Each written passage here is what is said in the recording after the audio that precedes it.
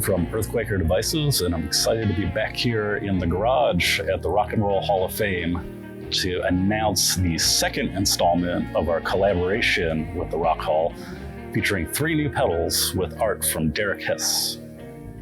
First up in the series is the Special Cranker Overdrive. This is a pretty simple overdrive designed to retain all the low ends and add a little tube-like grit to the signal. It's got 3 controls: level, tone, and more.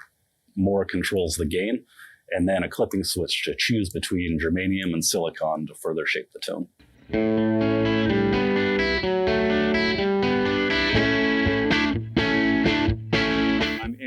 From the Rock and Roll Hall of Fame, and I'm a guitar player, and I really kind of play a lot of clean tones some of the time, but I really like this Special Cranker kind of as a boost with a little dirt on it, and still retains all that clarity that I like.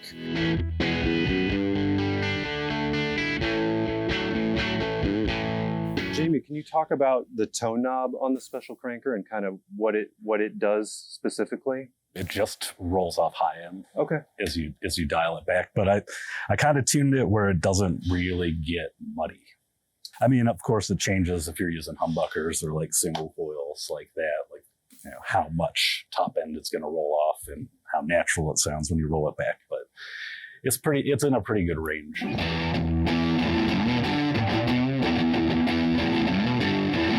Hi, I'm Tim Parnan from the Rock and Roll Hall of Fame. I always think in terms of how could I use these for a song.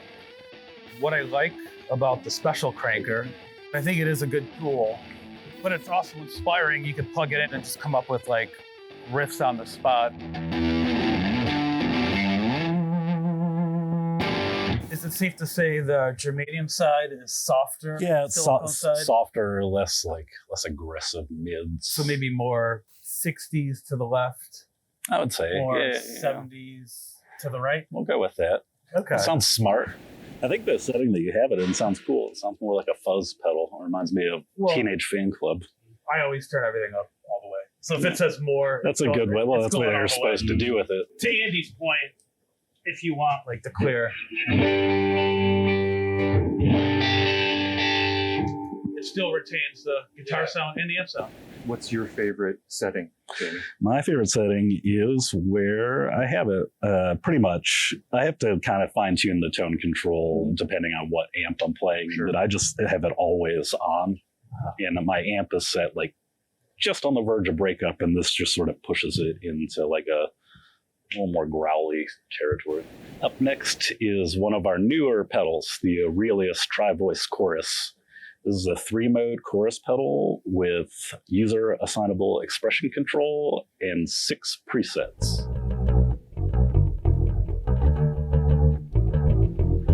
My name is Julia Abadini from Rock and Roll Hall of Fame. I'm a bit newer to using pedals. I only just recently made my first purchase, but messing around with the chorus on this, I just love tweaking my sound in ways that just makes a traditional bass sound different. I'm really into a lot of progressive rock and things like that, and like 90s grunge, stuff like that. So I just love coming up with like little cool riffs that really make the bass sound bigger and fuller in ways that you might not expect.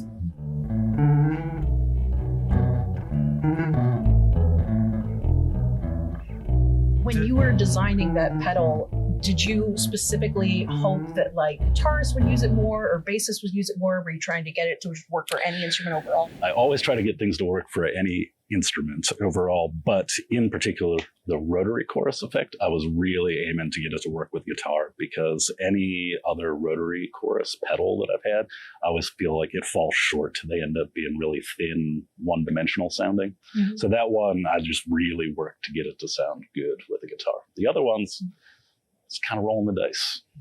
I think it works pretty well.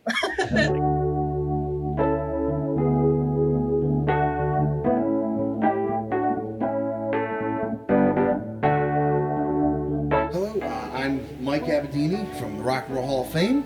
I'm a keyboard player by trade, and I do love putting a few pedals on there to just add a little more depth, more breadth to it as well. And I specifically really like the rotary sound on their Aurelius pedal, but I also really like kind of going between that and flange just because there's something very vintage. I've always kind of been interested in having, like, it sounds like you're rolling on the cassette, you know, as you're playing through, so.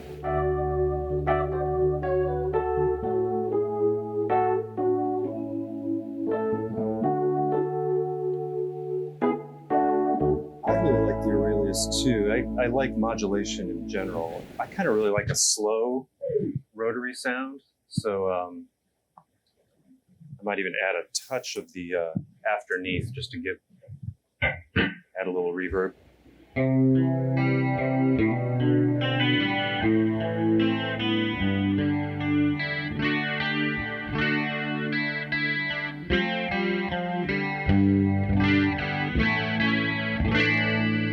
There's an EarthQuaker owners group on Facebook where people talk about all kinds of things. I can't go, but Have you been banned? I'm afraid. That's fair. I joined, and No they alien. posted a photo of my request to join, and it said "Dad's here," which I thought was hilarious. But I also was like, "Well, that's creepy." Yeah. Very nice people, though, and very dedicated. Third pedal in the series is the Afterneath Otherworldly Reverberator. This is probably one of our most popular pedals, and it's a really experimental reverb design for people who don't mind tweaking.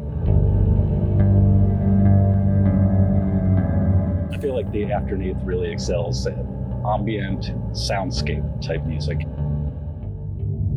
really fills the space really nicely. Yeah, huge.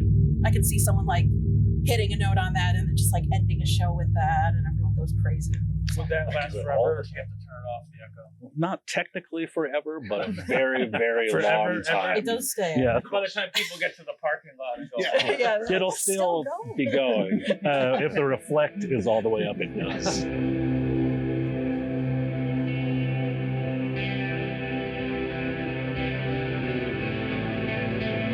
Find all three of these pedals featuring artwork from Derek Hess at the Rock and Roll Hall of Fame. You can check them out in the garage and purchase them in the gift shop or online.